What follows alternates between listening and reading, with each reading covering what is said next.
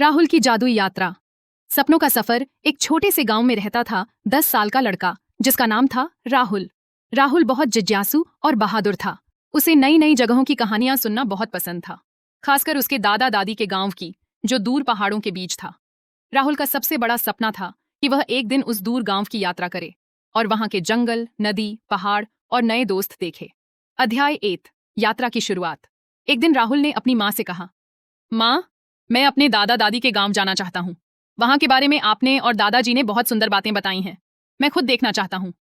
माँ ने मुस्कुराकर कहा, बेटा, तुम्हारा सपना बहुत अच्छा है, लेकिन वहां पहुंचने के लिए तुम्हें कई रास्ते पार करने होंगे। बहुत सावधानी रखनी होगी। राहुल ने पूरी तैयारी की। अपने बैग में कुछ खाने पीने का सामान रखा, पानी की बोतल, अपने पसंदीदा किताबें और दादा की पुरानी नक्शा जो उसने दिया था। माँ ने उसे आशीर्वाद दिया और राहुल अपने सफर पर निकल पड़ा। अध्याय 2। जंगल की चुनौती।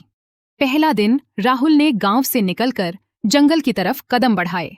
वह पेड़ों की छांव के नीचे चलता हुआ नए नए पक्षियों की चहचहाहट सुनता रहा। रास्ते में उसने बहुत सारे जानवर देखे, हिरण, खरगोश, रंग बिरंगे तितलियां।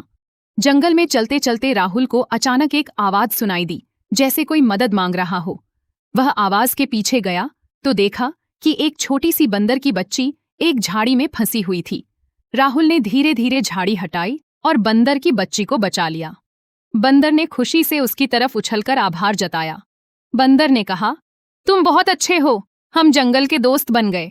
राहुल ने हंसते हुए कहा, हम दोस्त तो अब हर जगह हो सकते हैं। अध्याय 3। नदी पार करना। जैसे जैसे राहुल आगे बढ़ा, उसे एक बड़ी नदी मिली। नदी का पानी बहुत तेज बह रहा था। नदी पार करना आसान नहीं था।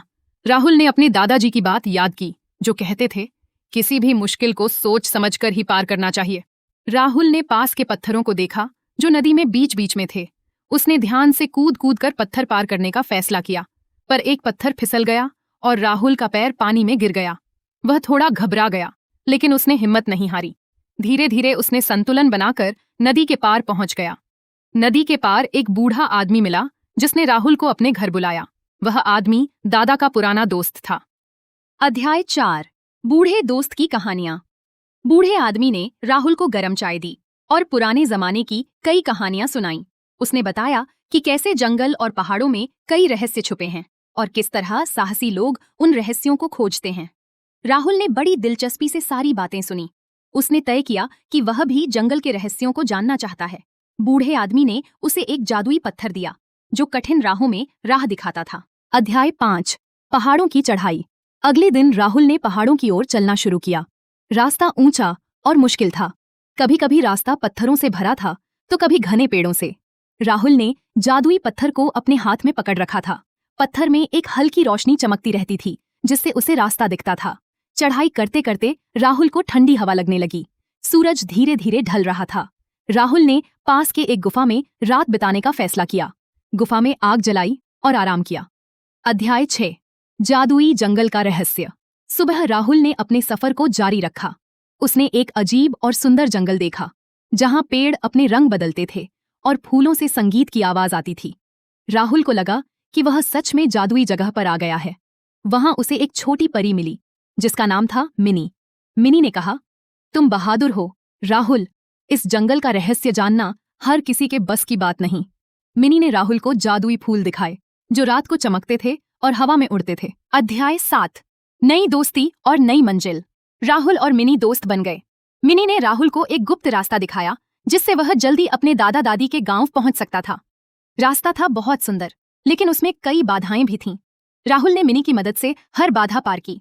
राहुल को लगा कि ये सफर उसकी जिंदगी का सबसे बड़ा अनुभव है। अध्याय 8। घर वापसी। अंत में राहुल अपने दादा दादी के गांव पहुंचा। दादा दादी ने उसे देखकर बहुत खुशी जताई।